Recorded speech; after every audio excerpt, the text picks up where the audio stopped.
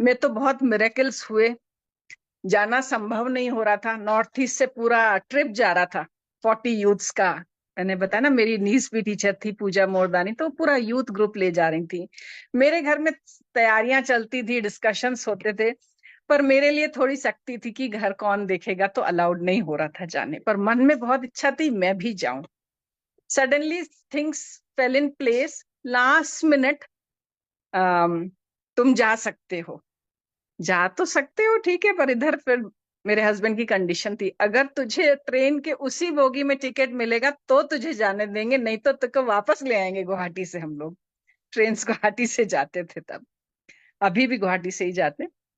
तो सबके साथ ग्रुप बुकिंग में मेरी बुकिंग नहीं हुई, पर कोइंसिडेंस देखिए, स्टेशन जाके मेरी टिकट हुई और मुझे उसी बोगी में ही टिकट मिली। और उसके बाद उन दिनों में मोबाइल फोन्स नहीं हुआ करते थे, ये 2002 की बात है, मोबाइल फोन्स नहीं थे। तो हम 3 दिन मतलब फैमिली को छोड़ के गए, मन में इधर उधर चल रहा था, सही किया कि गलत किया। जो यहाँ हाउसवाइफ्स हैं वो समझ सकते हैं, सही किया कि गलत किया। 3 दिन तक खबर नहीं मिली, और आश्रम पहुंच के तब पीसीओ होता था, एक ही पीसीओ था गेट नंबर 1 पे। एंड लंबी क्यू, रात के 11 बजे तक लंबी क्यू। मैं आके सो गई।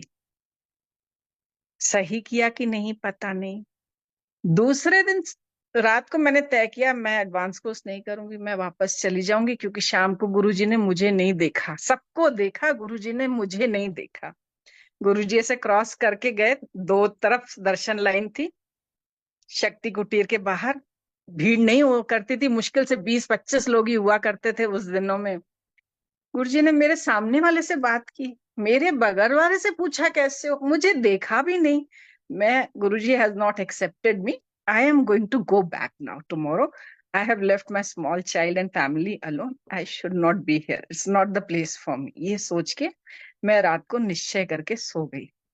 और सुबह जब मैं उठी, सुमेरु मंडप पे सुना, रूममेट से सुमेरु मंडप में जा रहे हैं क्रिया करने, हम तो नए थे आश्रम में, पहली बार गए थे, तो हम भी उनके साथ सुमेरु मंडप चले गए। क्रिया करके जब हम सुमेरु मंडप से नीचे उतर रहे थे, तो देखा दूर से गुरुजी आ रहे हैं, और उनके पीछे 2 लोग थे।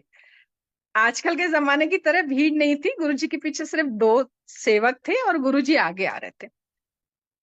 मुझे आज भी याद है वो पल। तो जैसे ही मैं गुरुजी की ओर बढ़ी पैर छूने के लिए कि गुरुजी आ रहे हैं, तो जो पीछे सेवक थे उन्होंने आगे रुकने के लिए बढ़े, क्योंकि शायद गुरुजी पूजा के लिए जा रहे होंगे या क्या।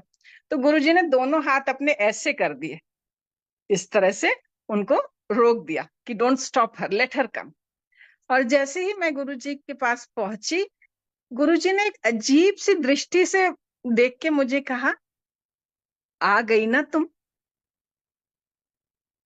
तो वो जो पल था, जो उन्होंने अपनी दृष्टि से मेरे अंदर, बोलते ना, जो दृष्टि से मिलता है जो गुरु की एनर्जी, जितना हमारा नर्वस सिस्टम, उस वक्त गुरु जी ने जो किया, वो पल आज भी जब मैं याद करती हूँ तो मेरे शरीर में रोंगटे खड़े हो जाते हैं। उसके बाद मुझे कुछ होश नहीं, गुरुजी कहाँ गए, मैं कहाँ गई, मेरे पीछे जो टीचर यहाँ से ले गए थे अनमोल बोल के, उन्होंने मुझे थोड़ा संभाला, और फिर गुरुजी वहां से चले गए और इतने प्यार से बोले, आ गई ना तुम, ठीक है ना। उनको पता था कि मैं इतनी सारी हार्डशिप से गुजर के आई हूं। अब वो स्टेप बाय स्टेप बताएंगे तो वो इतना मुश्किल होगा अभी इस सेशन में बताना कि it was an impossible thing to go, but how it became possible. And I was thinking I did it, मैं वापस जा रही हूँ, but no, it was he who called me, he who made things fall in place, and the time had come for me to be with the master.